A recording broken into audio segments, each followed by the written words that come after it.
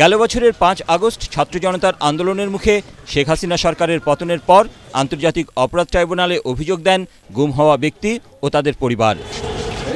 গণহত্যা ও মানবতাবিরোধী অপরাধ থেকে গুমের অপরাধের ধরন ভিন্ন হওয়ায় এই অভিযোগগুলো আলাদা করে সোমবার সাবেক প্রধানমন্ত্রী শেখ হাসিনা সহ অভিযুক্ত শীর্ষ 11 জনের বিরুদ্ধে গ্রেপ্তারি পরোয়ানা জারির আবেদন করে প্রসিকিউশন।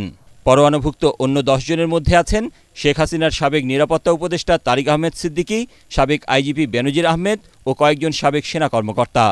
প্রাথমিক শুনানি শেষে তাদের বিরুদ্ধে গ্রেপ্তারি পরোয়ানা জারি করে আদালত।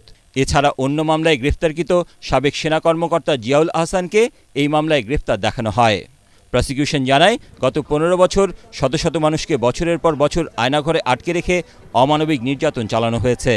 এবার সুষ্ঠু তদন্তের মাধ্যমে জড়িতদের বিচার নিশ্চিত করে বাহিনীগুলোকে দায়মুক্ত করা হবে। বিগত 15 বছরে বাংলাদেশে একটা ভয়ের সংস্কৃতি চালু করা হয়েছিল যে অস্ত্রের মাধ্যমে, সেটার নাম হচ্ছে গুম এবং আরেকটি হচ্ছে ক্রসফায়ার। এই যে গুমের সংস্কৃতি নামক এক ভয়াবহ সংস্কৃতির মাধ্যমে বছরের পর বছর অসংখ্য মানুষকে গোপন কারাগারে আটক রেখে নির্যাতন, হত্যা এবং তাদেরকে সমস্ত স্বাধীনতা বঞ্চিত করার যে অপরাধ, এটা আন্তর্জাতিক আইনে স্বীকৃত অপরাধ এবং বাংলাদেশের ইন্টারন্যাশনাল ক্রাইমস ট্রাইব্যুনাল আইনের অধীনেও এটা একটা মানবতা বিরোধী অপরাধ।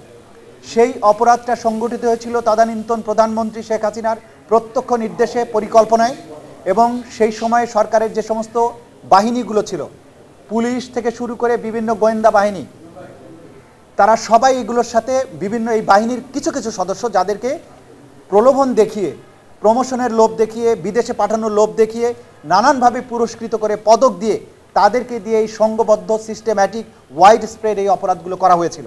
সাবেক প্রধানমন্ত্রী শেখ হাসিনা, তার তদানীন্তন নিরাপত্তা উপদেষ্টা তারিক সিদ্দিকী, তদানীন্তন আইজিপি বেনজির আহমেদ সহ বিভিন্ন সংস্থার মোট 12 জনের বিরুদ্ধে আজকে আমরা গ্রেপ্তারি পরোয়ানা জারির জন্য আবেদন জানিয়েছিলাম। আদালত সেই গ্রেপ্তারি পরোয়ানা জারি করেছেন এবং এদের মধ্যে একজন মেজর জেনারেল বরখাস্তকৃত জিয়াউল আহসান, যিনি কারাগারে আটক আছেন, তাকে প্রোডাকশনের জন্য আদেশ দিয়েছেন।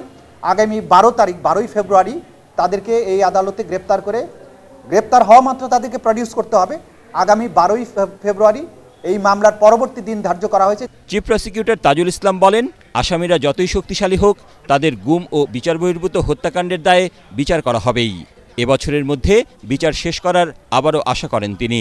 আমরা যেটা পারি, আশাবাদ ব্যক্ত করতে পারি, আমাদের তদন্ত সংস্থা দিনরাত কাজ করছেন, আমাদের প্রসিকিউশন দিনরাত কাজ করছেন, জাতি বিচারের জন্য অপেক্ষা করছে, কিন্তু বিচারের অপেক্ষার জন্য আমাদের উপরে কোনো চাপ নেই। আপনাদেরকে খুব ক্লিয়ার করে বলি, আমরা স্বাধীন এবং নিরপেক্ষভাবে কাজ করছি। এই বিচারটাকে সুষ্ঠু করার জন্য যতদিন সময় প্রয়োজন ততটুকুই সময় নিব, একদিনও বেশি নেওয়া হবে না। তবে আপনাদেরকে আগেও যেটা বলেছি যে আমরা চাই সম্ভাব্য দ্রুততম সময়ের মধ্যে এই সীমাহীন যে বর্বর অপরাধ, সেগুলোর বিচার সমাপ্ত হোক। 2025 সাল আমাদের টার্গেট। তার মানে এই নয় যে সমস্ত আইন ভঙ্গ করে একটা নির্দিষ্ট সময়ের মধ্যে আমরা জোর করে একটা কিছু করবো, তা নয়। নিরপেক্ষ সুষ্ঠুভাবেই হবে, কিন্তু একদিনও ডিলে করা হবে না, এটা আপনাদেরকে আমরা বলতে পারি। এদিকে গ্রেফতারি পরোয়ানা জারিকে ন্যায় বিচারের প্রথম ধাপ মনে করে সন্তুষ্টির কথা জানান গুমের শিকার ভুক্তভোগীরা। 22 সালে যখন বলা হলো আমি গুম হয়েছি পুলিশের কাছে, তার একদিন পরেই আন্তর্জাতিক টিম আসলেন, ওখানে উনি বললেন আমি স্বেচ্ছায় গুম হয়েছি। পুরা মেকানিজমটাই ছিল দুর্বৃত্তে ভরা, লজ্জা। একটা সরকার কিভাবে এই কাজ করতে পারে, তার বাহিনীকে দিয়ে আমাদের সেনাবাহিনীকে ধ্বংস করেছে, বিডিআর, র্যাব, পুলিশ সবকে ধ্বংস করে দিয়েছে। আমরা লজ্জিত। আমরা আশা করি এই সরকার কাছে ধন্যবাদ জানাই যে আমরা বিচার পাচ্ছি, ইনশাল্লাহ বিচার পাবো।